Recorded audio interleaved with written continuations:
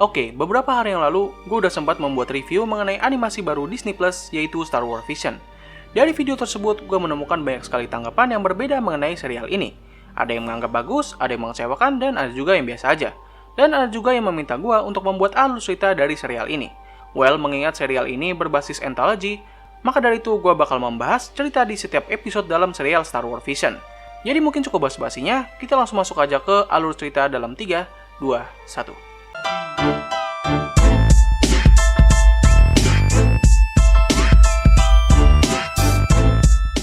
Episode pertama berjudul The Duel, disutradarai oleh Takanobu Mizuno dan dianimasikan oleh studio Kamikaze Doga. Episode dibuka dengan seorang Ronin bersama droid miliknya datang ke sebuah pedesaan di planet yang tidak dikenal. Ronin tersebut mampir ke salah satu rumah warga yang letaknya tidak jauh dari warga yang lain. Tiba-tiba antagonis dari episode ini datang membawa tank yang berisikan pasukan bandit miliknya. Para bandit ini merupakan sisa-sisa dari para tentara yang berhasil selamat setelah perang besar, dan mereka membangun sebuah markas benteng di balik bukit. Kedatangan mereka ke desa adalah untuk menarik pajak para warga. Ketika salah satu bandit bertanya siapakah pemimpin dari desa ini, seorang bocah mengaku kalau dirinya adalah kepala desa. Para bandit mengolok-olok bocah tersebut dengan mengatakan kalau ayahnya merupakan pemimpin yang asli dan seorang pengecut, yang padahal ayahnya sendiri sudah terbaring tidak bernyawa di rumahnya. Tiba-tiba pasukan bandit ditembak oleh para pejuang desa. Sang bocah menyuruh orang-orangnya untuk lari mencari perlindungan, sementara para pejuang desa menangani para bandit.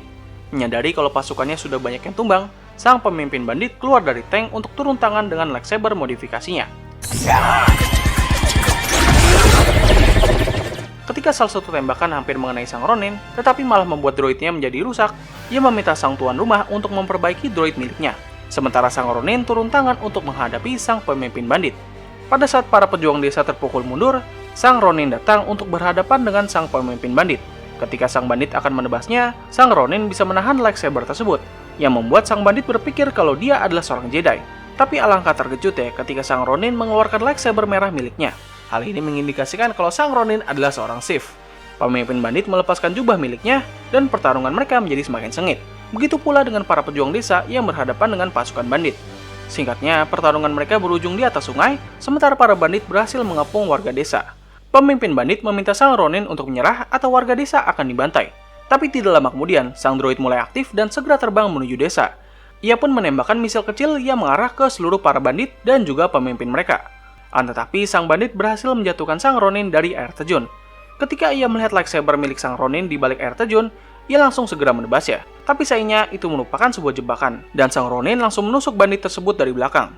Ketika kembali ke desa, sang bocah kepala desa berterima kasih kepada sang Ronin karena telah menyelamatkan rakyatnya, dan ia juga menganggap kalau sang Ronin adalah seorang Jedi. Tetapi sang Ronin menunjukkan kalau lightsaber miliknya berwarna merah, yang membuat seluruh warga menjadi terkejut. Sang Ronin menghancurkan lightsaber pemimpin bandit dan memberikan bocah kepala desa kristal kyber yang ada di dalamnya. Ia mengatakan kepada sang bocah untuk menyimpan benda itu karena kristal itu dapat menangkal kejahatan. Setelah itu, sang Ronin dan droidnya melanjutkan perjalanan mereka. Kalau dari yang gue lihat, banyak orang yang menganggap kalau episode ini adalah episode yang paling bagus dari seluruh episode dalam serial ini. Tentu yang membuat episode ini sangat bagus adalah dari art style dan animasinya. Kalau ngomongin soal cerita, sebenarnya episode ini memiliki cerita yang cukup simpel. Namun sepertinya inilah yang membuat orang-orang pada suka dengan episode ini. Ceritanya sangat simpel dan mudah dipahami. Art style yang menarik dan juga fight scene-nya sangatlah epic. Meskipun begitu, gue nggak bisa menganggap kalau episode ini adalah yang paling sempurna dan yang terbaik dari semuanya. Karena pastinya ada episode lain yang memiliki aspek lain yang lebih bagus dari episode ini. Dan ya, gue harap mereka bisa menampilkan cerita baru lagi dari petualangan sang Ronin dengan droidnya di season berikutnya. Tapi tanpa ia ketahui, itu hanyalah sebuah jebakan. Episode kedua berjudul Tatooine Rhapsody, disutradarai oleh Taku Kimura dan dianimasikan oleh studio Colorado. Pembukaan episode ini berlatar waktu di tengah pertarungan antara pasukan Clone Trooper Republik dengan droid separatis seri B1. Di sana terdapat seorang Jedi yang bernama Jay sedang melarikan diri dari pertarungan tersebut. Ia pun sampai di sebuah kendaraan yang dimiliki oleh seorang Hutt yang bernama Jeezer atau biasa dipanggil Ganji. Jay mengajak Jay untuk bergabung dengan bandnya, dan beberapa waktu berselang mereka pun sudah menjadi band yang cukup dikenal. Ketika mereka sedang mengadakan konser, tiba-tiba sang bounty hunter terkenal yaitu Boba Fett datang bersama pasukannya untuk membawa Ji ke Jabba the Hutt. Tetapi Ji langsung melontarkan api dari gitarnya dan mereka pun segera melarikan diri. Pada saat mereka mengira telah berhasil kabur, Boba Fett muncul dari belakang dengan kapal luar angkasanya. Ia pun langsung menembak jatuh kapal milik Ji dan bandnya. Ternyata alasan G diincar oleh Boba Fett adalah karena ia tidak mau bergabung dengan sindikat kriminal milik Jabba the Hutt. Dan konsekuensi yang diterima oleh G atas penolakan ini adalah dieksekusi mati. G terpaksa mengorbankan dirinya agar Ben-nya tidak dibunuh. Setelah kepergiannya, J masih tidak menerima keadaan ini. Ia merasa kalau G adalah orang yang telah mengubah hidupnya. Dan begitu pun dengan anggota band yang lain. Sebelum G dieksekusi, para bandnya datang ke planet Tatooine. J menjelaskan bahwa mereka sudah membuat kesepakatan dengan Jabba the Hutt untuk membiarkan mereka tampil sebelum G dieksekusi. Mereka pun menampilkan sebuah lagu di hadapan banyak orang dan juga Jabba the Hutt. Penampilan mereka membuat banyak penonton bersorak-riak, dan bahkan hasil live streaming mereka dilihat oleh berbagai alien di seluruh galaksi. Ketika lagunya selesai dan pasukan Jabba siap dengan senjata mereka, J langsung berteriak kepada Jabba bahwa mereka akan menjadi grup band nomor 1 di seluruh galaksi, dan ia juga menaruhkan Jabba untuk menjadi sponsor utama mereka. Para penonton bersorak untuk meminta mereka menyanyikan satu lagu lagi. Mereka pun akhirnya melanjutkan konser mereka, dan kali ini Jabba the Hutt serta Boba Fett menikmati lagu yang dibawakan oleh band yang bernama Star Waver. Oke, kalau episode sebelumnya, banyak orang yang menganggap kalau episode itu adalah yang paling bagus. Well, untuk episode ini, banyak orang yang menganggap kalau ini adalah episode yang paling buruk. Begini, ketika orang mendengar kata Star Wars, kemungkinan besar mereka pastinya bakal mengharapkan adanya pertarungan epik di luar angkasa. Tetapi episode ini malah memberikan sebuah cerita yang sangat ringan dari petualangan seorang Jedi yang melarikan diri dan memilih untuk membuat grup band. Kalau melihat dari premis yang ditawarkan, tentu ini kerasa agak aneh. Tapi buat gue pribadi, episode ini nggak seburuk yang orang kira. Gue sebenarnya cukup enjoy dengan jalan cerita dalam episode ini. Belum lagi dengan visual dan desain karakternya yang cukup menarik. Gue jadi merasa kalau episode ini tuh nggak seburuk yang orang kira. Tapi kalau boleh jujur, sebaiknya ini nggak usah ada kelanjutannya dan ceritanya cukup di episode ini saja. Episode ketiga berjudul The Twins, disutradarai oleh Hiroyuki Mayashi dan dianimasikan oleh Studio Trigger. Episode ini dibuka dengan kapal Star Destroyer tipe Gemini sedang mengarungi luar angkasa. Kita pun diperlihatkan dengan sosok berlapis baja hitam yang menyerupai Darth Vader berjalan menyusuri koridor bersama droid miliknya. Ia pun sampai di generator listrik utama yang menyimpan sebuah kristal kyber di dalamnya. Di tempat lain, droid B2ON memberitahu masternya yang bernama M bahwa persiapan mereka menuju tujuan akhir sudah hampir tiba. M sangat lega karena ia bisa sampai di titik ini. Ia dan saudara laki-lakinya yang bernama Kare dilahirkan sebagai sang kembar dari sisi kegelapan. Mereka ditakdirkan untuk menguasai dan mentertibkan seluruh galaksi. Dengan kapal Star Destroyer Gemini yang ditenagai oleh Crystal Kyber, mereka dapat menembakkan sebuah laser hyper cannon yang sangat kuat, hingga dapat menghancurkan sebuah planet. Ya, hampir miriplah dengan Death Star, hanya saja dalam bentuk kapal. Untuk melancarkan serangan ini, sumber kekuatan inti dari Crystal Kyber harus ditransfer lewat armor baja milik Kare dan N. Tetapi droid B2OM merasa cemas dengan prosedur ini, karena dapat membahayakan M dan saudaranya. Namun M tidak khawatir dengan hal ini, karena ia sudah bersiap berkorban kepada sisi kegelapan sejak ia dilahirkan. Tiba-tiba mereka mendapatkan panggilan bahwa sumber daya inti telah dicuri, dan yang mencuri sumber daya ini adalah Kare. Ia berjalan santai bersama droid miliknya sambil mengalahkan para Stormtrooper dengan mudah. Ketika sampai di pangkalan kapal luar angkasa, ia pun tertangkap basah oleh saudarinya. M meminta Kare untuk menyerahkan sumber inti tersebut, tetapi Kare menolak permintaan saudarinya. M terpaksa harus mengeluarkan lightsaber untuk menghabisi Kare, tetapi droid milik Kare berhasil mengambil salah satu kapal luar angkasa dan ia mulai menembak M beserta pasukannya. Ketika ia akan melarikan diri, M berhasil menahan dan mulai menarik keluar sumber inti yang ada di kapal Kare. Mereka berdua pun saling menggunakan kekuatan Force gelap untuk mengambil batu kristal Kyber tersebut. Pada akhirnya kristal Kyber pecah dan terbagi dua. Setelah itu, Kare menunjukkan masa depan kepada M lewat kekuatan Force, mengenai dirinya yang akan mati apabila ia menggunakan batu kristal tersebut. Tetapi M tidak percaya dengan alasan Kare mencuri batu kristal tersebut hanya untuk menyelamatkannya. Ia mengingatkan Kare bahwa mereka berdua adalah kembar yang terlahir dari sisi kegelapan, dan sudah menjadi kewajiban mereka untuk mengorbankan diri mereka agar bisa menciptakan ketertiban di seluruh galaksi. Setelah itu, M langsung menancapkan kristal Kyber di dadanya yang membuatnya dapat mengeluarkan kekuatan penuh yang ada di dalam armor baja miliknya. Sementara itu, Kare menggunakan potongan kristal Kyber yang ia miliki untuk membuat sebuah lightsaber, dan pertarungan antara kedua saudara tidak dapat dihindarkan. Ketika Kare terlempar ke luar angkasa, ia berhasil diamankan oleh droid miliknya dengan kapal luar angkasa. Mereka berdua mengitari kapal Star Destroyer untuk memikirkan cara mengalahkan M yang kini sudah mulai kehilangan kendali. Mereka pun menggunakan kekuatan hyperdrive dari kapal luar angkasa yang digabungkan dengan kekuatan lightsaber untuk menghancurkan batu Kyber yang ada di armor M tanpa membunuhnya. Mereka pun melancarkan serangan tersebut dengan M yang berusaha menahannya. Pada akhirnya, Kare berhasil menghancurkan batu Kyber tersebut dan membuat saudarinya tidak sadarkan diri. M langsung diselamatkan oleh droid B2OM, sementara Kare terbang menuju sebuah planet di antah berantah. Dia berjanji akan menemui kembali kakaknya dan mencari tujuan sebenarnya mereka diciptakan. Kalau ngomongin soal episode ini, tentu hal pertama yang terbayang di benak gua adalah animasinya. And oh boy, gua beneran suka banget dengan animasi dalam cerita ini. Bener-bener mengingatkan gua dengan anime dari Studio Trigger. Satu hal yang membuat gua kurang nyaman adalah adanya klise main karakter anime dalam episode ini. Sebenarnya ini bukanlah masalah yang besar banget, tapi ya mengingat ini adalah serial barat yang menyerupai animasi Jepang, gue berharap mereka nggak perlu menampilkan klise yang biasa ada di anime, dan lebih menetap pada gaya karakter barat mereka. But overall, episode ini sangat enjoyable, dan gue mengharapkan adanya kelanjutan ceritanya. Episode keempat berjudul Village Bride disutradarai oleh Takahito Onishi dan dianimasikan oleh Kinimasi Trust. Episode ini dibuka di sebuah planet yang dipenuhi dengan hutan hijau. Di sana terdapat seseorang yang mengenakan helm yang bernama Falco, sedang menemani seorang wanita bertopeng dengan inisial V. Ia menemani wanita itu untuk mencari tempat persembunyian dari incaran kekaisaran. Kemudian mereka berdua melihat seorang pria muda yang bernama Ashu sedang membawa istrinya yang bernama Haru. Mereka berdua menyusuri hutan dan tebing menuju sebuah batu besar yang ada di atas air terjun. Ketika sudah sampai, mereka berdua mengucapkan beberapa mantra dan menyentuh batu besar tersebut. Seketika sebuah gelembung biru mulai membesar dan menyelimuti daerah tersebut. Dari kejauhan, Falco dan V sedang melihat kegiatan dua pengantin baru ini. Dalam gelembung tersebut, Asu dan Haru melihat masa lalu mereka ketika sedang bermain bersama di dekat sungai. Di sana terdapat 3 orang, yaitu Haru, Asu, dan adiknya Haru yang bakal diperkenalkan nanti. Tiba-tiba mereka merasakan sebuah getaran seperti gempa. Dan terlihat di hadapan mereka permukaan tanah yang mulai hancur. Dan ternyata itu semua hanyalah ilusi atau vision saja. Setelah itu, Haru dan Asu kembali ke desa mereka sambil melihat pemandangan matahari terbenam. Di sisi lain, V menyadari kalau planet ini telah dieksploitasi habis. Falco menegaskan bahwa pasukan separatislah dalang dari semua ini. Mereka mengambil sumber daya yang ada di planet ini hanya untuk peperangan. Seketika V langsung teringat masa lalunya ketika ia tumbang dalam peristiwa Clone War. Setelah itu, kita diperlihatkan dengan seluruh warga desa yang sedang mengadakan pesta pernikahan. V dan Falco juga bergabung dalam pesta tersebut. Meski terlihat meriah, tetapi banyak orang yang hadir dalam pesta itu terlihat murung dan tidak senang.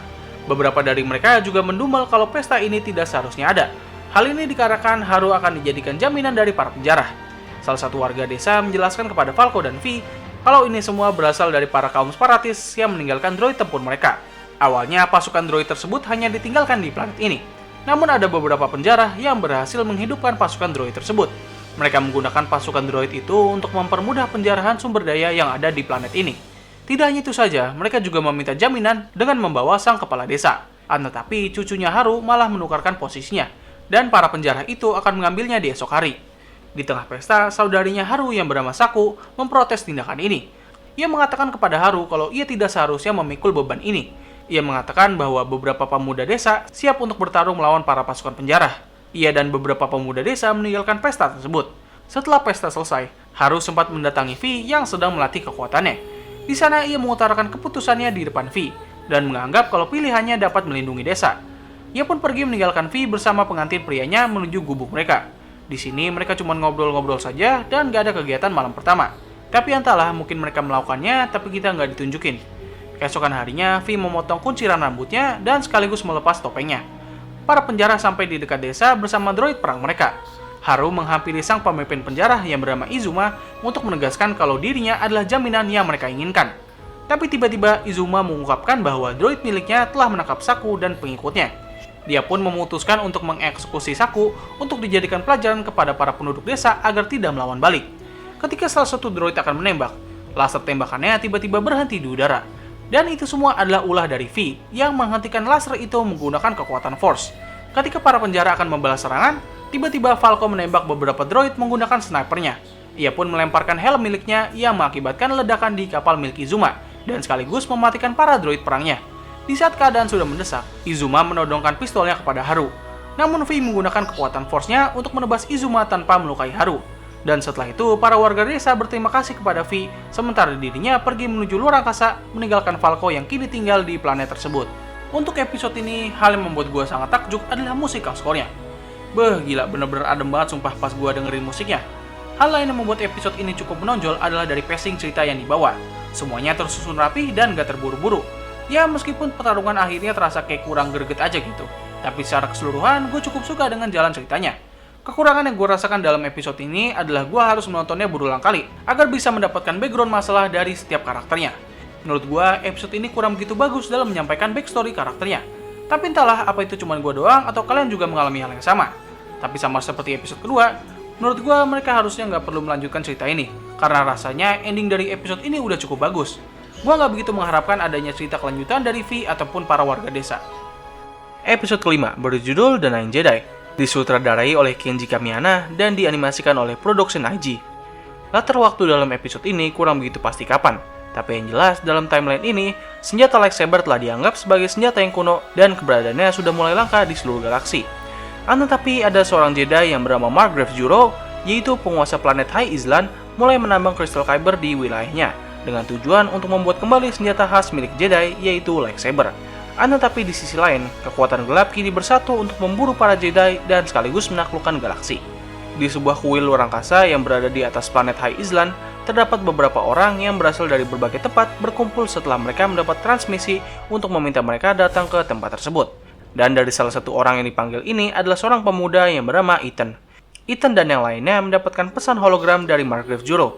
Juro memanggil mereka semua sebagai kandidat dalam memulihkan kembali kekuatan Jedi yang mulai melemah di era peperangan ini dengan memberikan mereka senjata lightsaber buatannya. Meskipun gitu, beberapa dari kandidat ini merasa curiga dengan Juro. Belum lagi tidak ada satupun dari mereka yang telah bertemu dengan Juro. Di tengah perbincangan, muncul sebuah droid misterius yang berusaha meyakinkan para kandidat bahwa Juro bukanlah orang yang jahat, yang meminta para kandidat untuk bersabar dalam mendapatkan senjata lightsaber. Sementara itu di planet High Island, terdapat beberapa mesin besar yang digunakan untuk memanen kristal kyber yang mengorbit di luar angkasa. Seorang gadis yang bernama Kara dan droid 49 miliknya bertugas untuk mengambil kristal kyber yang jatuh. Lalu mereka akan membawa kristal kyber tersebut kepada ayahnya Kara untuk dijadikan bahan pembuatan lightsaber. Ketika sampai di rumah, Kara mencoba lightsaber yang baru saja ayahnya buat. Ia merasa bingung karena lightsaber yang ia pegang tidak memancarkan warna sama sekali. Ayahnya menjelaskan kalau warna dan ukuran lightsaber tergantung dengan siapa yang memiliki lightsaber tersebut, dan seberapa besar ikatan Force Jedi dengan lightsaber miliknya. Tiba-tiba sebuah kapal yang berasal dari kuil datang ke tempat Kara dan ayahnya tinggal. Namun ayahnya merasa kalau ada yang tidak beres. Ia pun meminta Kara untuk membawa lightsaber tersebut kepada para Jedi yang ada di atas kuil. Ayahnya pun berkorban dengan ditangkap agar Kara dapat menyelesaikan misinya. Tetapi salah satu pemburu Jedi berusaha mengejarnya. Sementara itu di atas kuil, para kandidat mulai meragukan rencana Juro. Sang droid besar akhirnya memperlihatkan sebuah lightsaber di hadapan mereka.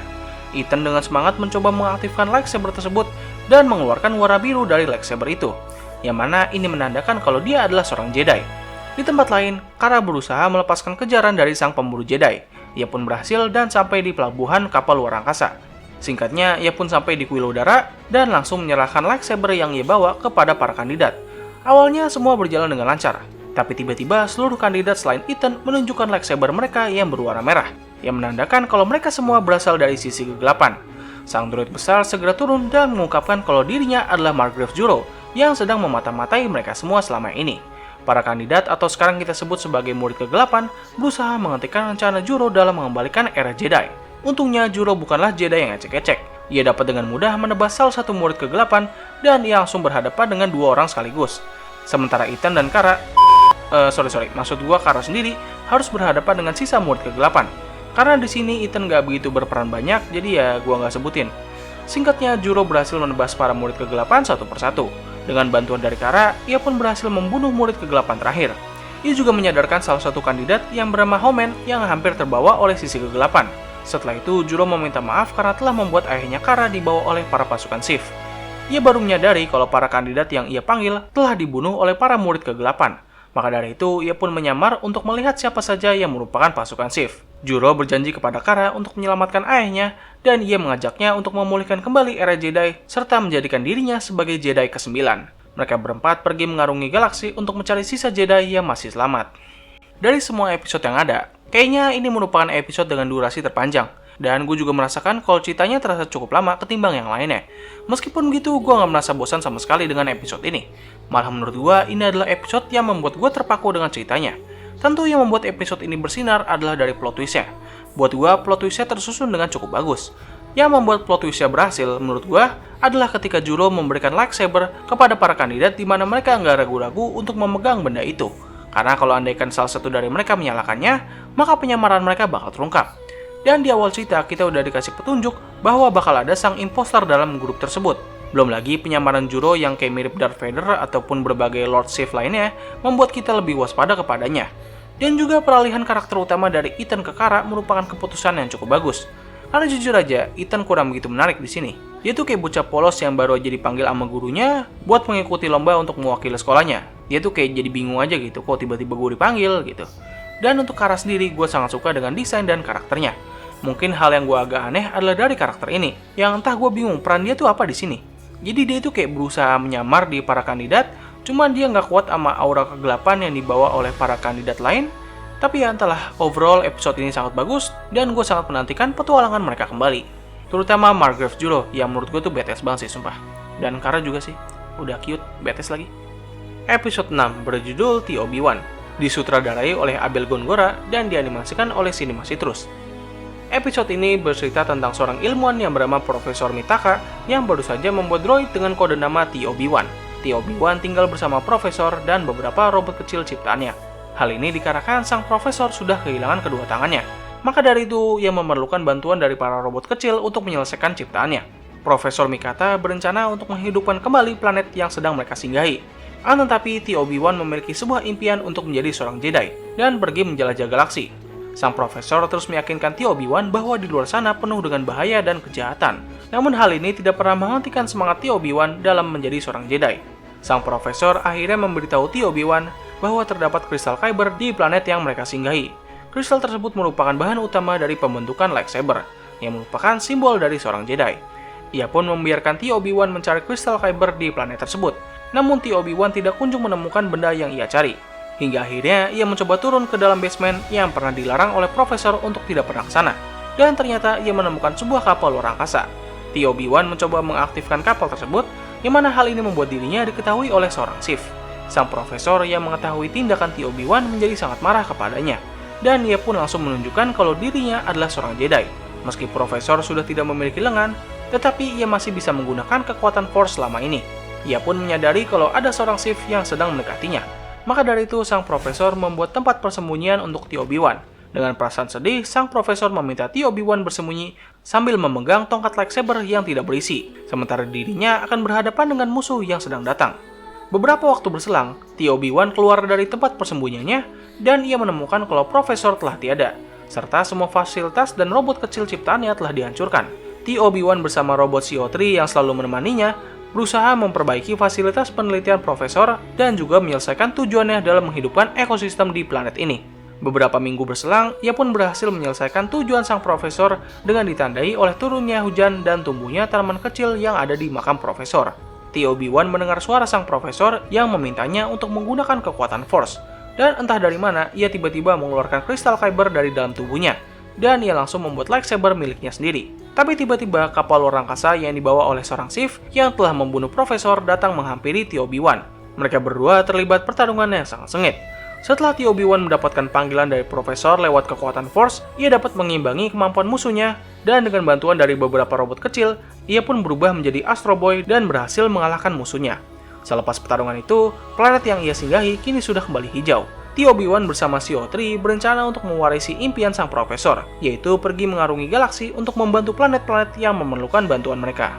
Satu kata buat episode ini, Astro Boy.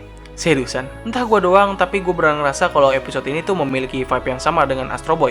Belum lagi kalau misalnya kita ngelihat sang Profesor, ya gimana ya, hidungnya sama-sama besar, jadi kayak kelihatan mirip gitu antara mereka berdua, maybe. Tapi ya entahlah.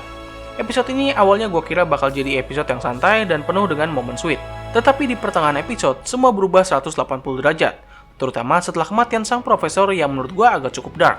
Ya lu bayangin aja gitu, si Profesor udah cacat, harus berhadapan dengan seorang Sith yang ya emang bener-bener gak gitu kuat sih. Tapi ya tetap aja gitu, kalau misalnya kita ngeliat fisik sang Profesor, jelas ini bukan pertarungan yang seimbang. Gue cukup suka dengan pengambilan sudut pandang dari seorang Jedi yang berupa pure robot. Gue gak tahu apakah di lore utama Star Wars pernah ada seorang Jedi yang berupa pure robot dan bukannya cyborg ataupun orang berbaju besi. Tapi menurut gue, premis yang diambil oleh episode ini cukup bagus dan gue sangat suka. Untuk kelanjutannya, gue nggak begitu mengharapkan sih ada kelanjutan dari petualangan The Obi-Wan. Tapi kalau misalnya mereka mau nambahin ya silahkan lah, gue nggak keberatan kok. Episode ke-7 berjudul The Elder, disutradarai oleh Masahiko Otsuka dan dianimasikan oleh Studio Trigger. Episode ini dibuka dengan seorang Jedi Master yang bernama Tajin, yang sedang menjelajah galaksi bersama muridnya yang bernama Dan. Di tengah perjalanan, Tajin merasakan sebuah kekuatan gelap yang sangat jahat dan tua. Mereka pun mendarat di sebuah planet terdekat yang bernama Habo. Mereka pun mendatangi sebuah desa terpencil yang ada di planet itu. Awalnya tidak ada hal yang aneh di sana, dan semuanya terlihat seperti desa yang normal dengan nuansa yang ya agak creepy lah kalau misalnya dilihat-lihat. Setelah Tajin berbicara dengan warga desa, ia mendapatkan informasi bahwa beberapa hari yang lalu ada seorang kakek tua yang tidak dikenal datang ke planet mereka. Tajin berasumsi kalau kakek tersebut kini bersembunyi di balik gunung. Mereka berdua merasa curiga dengan sang kakek tersebut dan menyarankan masternya untuk menyelidiki kapal luar angkasa yang dibawa oleh kakek misterius itu. Sementara dirinya akan mengecek apa yang ada di balik gunung. Tajin menyetujui rencana ini dan ia meminta muridnya agar berhati-hati karena terdapat makhluk buas di sana. Dan akhirnya ia pergi menuju gunung dengan bantuan anak-anak desa. Ketika Tajin sampai di kapal luar angkasa, ia menemukan kalau kapal tersebut adalah kapal armada milik Sith. Sementara Dan yang sudah sampai di gunung menemukan sebuah bangkai makhluk buas yang memiliki luka bekas tebasan lightsaber. Ketika Tajin meminta Dan untuk kembali, ia langsung dihadang oleh sosok bertubuh pendek dengan jubah hitam yang merupakan sang kakek tua Sith. Dengan menggunakan kekuatan Force, Tajin meminta Dan untuk tidak berhadapan dengannya. Namun Dan bersikeras dan berencana untuk menghadapi sang kakek tua. Tetapi Dan dapat dengan mudah dikalahkan oleh sang kakek tua. Sang kakek tua tidak merasa puas dengan pertarungan ini dan ia menunggu kedatangan Tajin sambil membiarkan Dan terbaring dengan luka tebasan di perutnya. Ketika Tajin sampai, mereka berdua langsung beradu lightsaber. Tapi kali ini Tajin dapat membuat sang kakek tua merasa terpojok. Sang kakek terpaksa menggunakan kekuatan gelap Force untuk menghadapi Tajin. Tetapi pertarungan ini diganggu oleh Dan yang melempar lightsaber ke arah sang kakek tua. Tajin memanfaatkan momen ini dengan langsung mengaktifkan lightsabernya ke dada sang kakek. Sebelum kematiannya, sang kakek tua meledakkan kapal luar angkasanya agar tidak bisa diselidiki dan dirinya mulai berubah menjadi abu. Setelah pertarungan itu, Tajin dan muridnya sedang berdiskusi mengenai sang kakek tua. Mereka berspekulasi kalau sang kakek tua dulunya merupakan seorang Sith, tapi akhirnya ia memutuskan untuk memisahkan diri. Tajin mengatakan ia tidak bisa membayangkan betapa mengerikannya si kakek apabila ia berhadapan dengannya ketika masih dalam kondisi prima. Ini membuktikan meskipun mereka berdua dapat mengalahkan sang kakek tua, tetapi itu semua dapat terjadi karena faktor waktu yang membuat sang kakek tua sudah tidak dalam kondisi yang kuat. Setelah itu, mereka pun memutuskan untuk meninggalkan planet tersebut untuk kembali menjelajah galaksi. Bisa gue bilang episode ini adalah episode yang paling gue tunggu dan gue nantikan. Belum lagi kalau melihat premis dari episode ini yang terasa bakal sangat megah, tentu ekspektasi gue bakal sangat besar. Dan jujur aja, gue sebenarnya agak kecewa dengan hasilnya. Oke, kalau misalnya ngomongin scene pertarungan, emang harus gue akui, scene-nya sangat bagus. Tapi ya kalau harus dibandingin dari premis episode ini, jadi kayak terasa kurang gitu. Mungkin karena ekspektasi gue aja gitu yang agak berlebihan di episode ini. Meskipun begitu, gue masih sangat suka dengan episode ini. Menurut gue, episode ini bakal menjadi lebih bagus kalau misalnya mereka bisa menyelidiki mengenai masa lalu sang kakek. Tapi ternyata mereka tidak bisa dan rasanya kayak kurang cocok aja kalau misalnya mereka membuat kelanjutan dari cerita ini. Episode ke-8 berjudul Loop and Ocho, disutradarai oleh Yuki Igarashi dan dianimasikan oleh Geno Studio. Episode ini berlatar tempat di sebuah planet yang bernama Tao. Planet tersebut mengalami perkembangan yang sangat lambat dalam segi teknologi. Maka dari itu, pasukan kekaisaran datang ke planet tersebut. Tetapi di balik kebaikannya ini, pasukan kekaisaran juga menimbulkan dampak buruk kepada planet Tao. Di sana terdapat seorang budak yang memiliki bentuk humanoid kelinci yang bernama Loop. Ia berhasil melarikan diri dari pasukan kekaisaran. Dalam pelariannya ini, ia ditemukan oleh ketua klan Yasoboro dan anak perempuannya yang bernama Ocho. Mereka berdua mengajak Lop untuk menjadi bagian dari anggota keluarga mereka. Lop akhirnya memiliki keluarga baru setelah keluarga lamanya meninggal di dalam penjara kekaisaran. 7 tahun berlalu, konflik antara klan Yasoboro yang merupakan warga asli dari planet Tao dengan pasukan kekaisaran semakin memanas. Setelah ledakan yang terjadi di dalam kota, Lop mencoba untuk mencari keluarganya dan ia menemukan kalau ayah dan kakaknya sedang saling beradu bacot. Ocho marah kepada ayahnya karena telah menyerang markas kekaisaran, yang mengakibatkan mereka menyerang balik ke dalam kota. Ayahnya melakukan hal ini karena ia tidak terima dengan apa yang dilakukan oleh kekaisaran kepada planet mereka. Sementara Ocho mendukung kekaisaran karena ia merasa mereka telah membuat perkembangan modern ke planet Tao. Lop berusaha menenangkan mereka berdua dengan hasil yang tidak begitu bagus. Pada akhirnya, perseteruan mereka berdua berhasil dihentikan ketika pasukan Stormtrooper datang ke dalam kota. Setelah itu, Lop membawa Ocho ke suatu tempat. Dalam perjalanan, Lop menunjukkan kalau dirinya setuju dengan pilihan ayahnya yang berusaha melawan kekaisaran. Ketika mereka sampai di tempat tujuan, Lop akhirnya mengetahui kalau Ocho telah bekerja sama dengan pihak kekaisaran untuk bernegosiasi dengan ayahnya agar bisa menghentikan pemberontakan ini. Perwakilan kekaisaran menegaskan Ocho untuk mencari cara agar bisa menghentikan ayahnya. Kalau tidak, ia akan membuat kehidupan klan Yosoboro dipersulit. Lop awalnya mencoba untuk menahan Ocho, namun Ocho sadar kalau dirinya adalah penerus dari klan Yosoboro. Maka dari itu, untuk melindungi warganya, ia lebih memilih bekerja sama dengan kekaisaran. Dengan memotong ikat rambutnya, ini menandakan kalau Ocho telah keluar dari klan Yosoboro dan memihak kepada kekaisaran. Lop segera kembali ke rumahnya untuk memberitahu masalah ini kepada ayahnya. Ia juga menunjukkan kepada ayahnya betapa cintanya dia kepada planet ini dan juga keluarganya. Ayahnya kemudian membawa Lop ke sebuah kuil yang berada di dalam gua. Di sana, ia memberikan Lop sebuah senjata warisan keluarga berupa katana lightsaber. Ayahnya menjelaskan kalau senjata ini diberikan oleh seorang Jedi yang datang ke planet Tao kepada leluhur mereka. Sejak saat itu, senjata ini menjadi warisan turun-temurun dari klan Yosoboro antara ayah dan anak. Ayahnya mengatakan kepada Lop, mungkin ini adalah akhir dari klan Yosoboro. Sementara itu, ayahnya melanjutkan rencananya untuk menyerang markas kekaisaran bersama warga lain yang masih tersisa. Sementara Lop diminta untuk menetap di rumah. Ketika ia melihat sebuah ledakan di markas kekaisaran, Lop segera pergi ke sana. Di pangkalan kapal, ia melihat ayahnya beserta pasukan yang ia bawa sedang menghadapi pasukan kekaisaran yang dipimpin oleh Ocho. Ketika Lop sampai di sana, ia melihat ayahnya telah ditebas oleh Ocho, yang mengakibatkan ayahnya menjadi buta total. Ia meminta Lop untuk menghadapi kakaknya agar ia bisa tersadarkan. Ketika Ocho akan membunuh ayahnya, Lop berhasil menahan serangannya dengan lightsaber yang ia bawa. Ocho tidak percaya kalau Luke kini telah memiliki warisan keluarganya, yang padahal harusnya ia adalah pewaris asli. Dengan kemarahan melawan tekad baik yang kuat, pertarungan antara kakak adik tidak bisa dihindarkan. Mereka pun bertarung hingga pagi hari, dan pada akhirnya Luke berhasil menebas Ocho. Meskipun begitu, Ocho berhasil diselamatkan oleh pesawat kekaisaran. Kini Luke harus berpisah dengan kakaknya, dan hanya meninggalkan sebuah hologram yang berisi foto keluarga lengkapnya. Dari seluruh episode yang ada di serial ini, buat gue ini adalah episode dengan cerita yang paling gue suka. Gue sangat suka dengan konflik keluarga dan kepemimpinan yang ada di episode ini. Terlepas dari karakter utama yang merupakan seekor humanoid kelinci, yang gue yakin bakal ada orang-orang luar sana yang bakal berkoar, ada furry. Tapi ya gue gak begitu peduli sih dengan hal ini, karena semua karakter yang ada di dalam episode ini tertulis dengan sangat bagus. Mungkin itu aja sih yang bisa gue sampaikan, soalnya gue gak bisa menemukan kekurangan yang ada di episode ini. Animasinya sangat cantik, scene pertarungannya sangat epik, dan jalan ceritanya membuat gue menantikan kelanjutan dari kisah keluarga yang hancur ini. Buat gue, ini adalah episode terbaik dari serial Star Wars Vision. Episode 9 berjudul Akakiri, disutradarai oleh Ae Yong Choi dan dianimasikan oleh Sain Saru. Episode ini bercerita tentang seorang Jedi yang bernama Tsubaki datang ke suatu planet setelah ia mendapatkan kabar yang tidak mengenakan dari kenalan lamanya. Awalnya, ia diserang oleh sekawanan perampok di sana. Di tengah pertarungan, ia mendapatkan sebuah pandangan mengerikan yang membuat pikirannya terganggu, dan ia pun langsung dihajar oleh para perampok.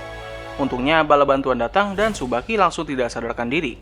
Ketika sadar, ia mengetahui kalau orang yang telah menyelamatkannya adalah teman lamanya yang bernama Misa, yang ditemani oleh dua orang pemandu jalan. Kedatangan Tsubaki adalah untuk mengalahkan orang yang telah membunuh ayahnya Misa. Orang itu adalah bibinya sendiri, yang bernama Masago, yang kini sudah dianggap sebagai Sith Lord. Dengan dibantu oleh dua orang pemandu jalan, mereka bisa melewati berbagai pos keamanan hingga sampai ke tempat tujuan mereka. Meskipun di tengah jalan, salah satu pemandu harus hilang tersapu badai. Tapi untungnya, Tsubaki dengan rela mencoba menolong sang pemandu tersebut. Sesampainya di kota, Tsubaki datang bersama salah satu pemandu yang sempat tertinggal. Tiba-tiba, Tsubaki melihat pandangan mengerikan yang sebelumnya ia lihat. Namun ia mengatakan kepada Misa kalau dirinya baik-baik saja. Setelah itu, mereka pun melanjutkan rencana mereka dengan kedua pemandu yang rela mengorbankan diri mereka menjadi umpan. Dengan begitu, Tsubaki dan Misa dapat masuk ke dalam markas kerajaan. Ketika sampai di sana, mereka berdua sempat melihat kilas balik masa lalu mereka. Dan dari situ, kita bisa mengetahui kalau Tsubaki memiliki perasaan kepada Misa. Tiba-tiba mereka dikejutkan dengan kehadiran Masago dan pasukannya. Tsubaki dan Masago melakukan dua lightsaber, hingga Masago menunjukkan kalau dua pemandu yang sebelumnya dijadikan umpan telah berhasil ditangkap. Setelah itu, Tsubaki kembali melihat pandangan mengerikan. Sementara di belakangnya, Misa sedang ingin dibawa oleh pasukan Masago. Di tengah krisisnya, Masago menawarkan Tsubaki untuk bergabung ke sisi kegelapan. Tsubaki melihat masa lalunya sebelum ia sampai ke tempat ini, di mana masternya sudah memperingatkan Tsubaki kalau ia datang ke sana maka dirinya akan terpancing oleh kegelapan. Dengan dirinya yang sudah kehilangan kendali, Tsubaki langsung menebas beberapa pasukan Masago yang ternyata di dalamnya ada Misa yang sudah disamarkan. Dan ternyata pandangan mengerikan yang selama ini mengganggu Tsubaki adalah pandangan mengenai dirinya yang membunuh Misa. Tsubaki yang sadar akan tindakannya langsung bersedih di hadapan tubuhnya Misa. Tsubaki yang kini sudah hancur dapat dengan mudah dipengaruhi oleh Masago untuk bergabung ke sisi kegelapan. Dengan imbalan, ia bisa menghidupkan kembali Misa. Hal ini terbukti berhasil dengan Misa yang kembali hidup. Namun kini Tsubaki sudah menjadi murid Masago dan dirinya berada di sisi kegelapan meninggalkan Misa yang sedang bersedih melihat situasi ini. Bisa gue katakan ini adalah episode yang paling gelap dari serial ini. Karena ini satu-satunya episode di mana sang protagonis akhirnya harus tumbang di depan sang antagonis. Momen perpindahan Tsubaki ke sisi kegelapan buat gue itu memiliki vibe yang cukup dark. Dan rasanya alasan kenapa Tsubaki bisa pindah ke sisi kegelapan itu tergambar dengan cukup bagus. Tapi kalau boleh jujur, gue sangat menyayangkan hubungan Tsubaki dan Misa nggak bisa berlanjut, karena ia kini sudah jatuh ke dalam kegelapan. Gue nggak tahu apakah orang yang sudah jatuh ke sisi kegelapan bakal bisa menjadi baik. Karena seingat gue, Darth Vader juga pernah mengalami hal ini. Untuk Sith yang lain, gue kurang begitu tahu. Tapi ya gue berharap bisa melihat kelanjutan dari cerita ini, dan gue penasaran apa yang bakal dilakukan oleh Misa. Apakah dia bakal mencoba untuk mengembalikan Tsubaki atau bakal menyerah? Oke, jadi begitulah seluruh alur cerita dari serial animasi Star Wars Vision. Menurut kalian gimana? Tulis di kolom komentar episode mana yang paling kalian suka, dan juga sertakan alasan kalian. Jadi mungkin cukup sekian dari video gua kali ini. Terima kasih atas waktu yang telah kalian luangkan untuk menonton video gua. Gua undur diri, sampai ketemu lagi di video selanjutnya.